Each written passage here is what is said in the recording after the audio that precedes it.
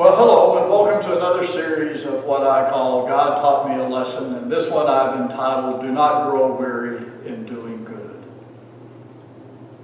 But all of us get tired at times. All of us get weary. And all of us need to get away every now and then and just kind of unwind and de-stress. And I've learned in life that when I'm tired and weary and I need to get away, I need to get away by myself where I'm the only one around, because when I need to de-stress, sometimes I just vent and I say things that I shouldn't say, and it's much better to just scream them out in the air than to vent to somebody else. Like every now and then I will go in the office and vent to Debbie. But one day a couple of weeks ago, it was a beautiful day. I was in my fairly new, bright red, shiny Mini Cooper convertible. I had the top down. I was on my way to play handball. It was shaping up to be a glorious day.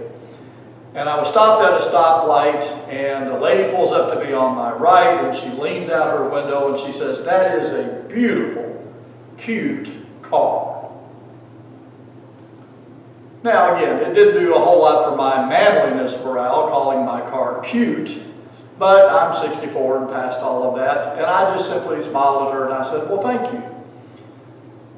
And she continued the conversation by saying that she had been looking at those Mini Coopers for some time and decided that she was going to buy one. She asked me where I bought it, and I told her, and I said, "Do you have a salesperson?" And she said, "No." I gave her the name of the individual who helped me, and I said, "Hey, go in and ask for this individual. Tell them that David sent you and that David recommended you, and he'll give you a good deal." And she said thanks, and then the light turned green, and I drove off. I went my way, and she went on her way. I called the dealership. I got the individual's voicemail, and I left him a voicemail saying, "This is David. I just talked to a woman. I don't know her name. She's driving a certain color and make of car that I told him," and I said, she said she was going to buy a Mini Cooper convertible tomorrow, so be on the lookout for her, and so on and so forth.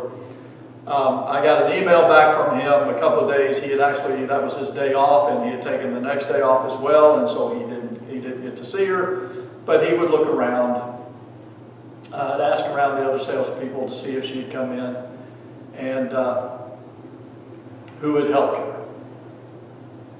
And one of the things that came to my mind was we ought never take off doing good. It's tempted sometimes to, when we're in a bad mood, to say things that we ought not to say and to do things that we ought not to do.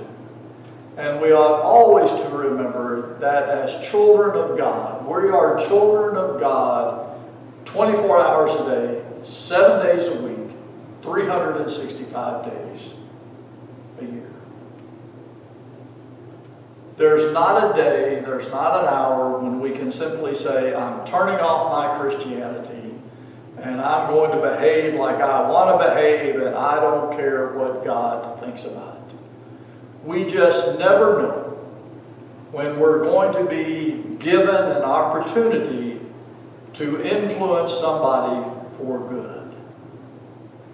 Now, I don't know this lady's name. She knows my first name. I don't know if I will ever see her again.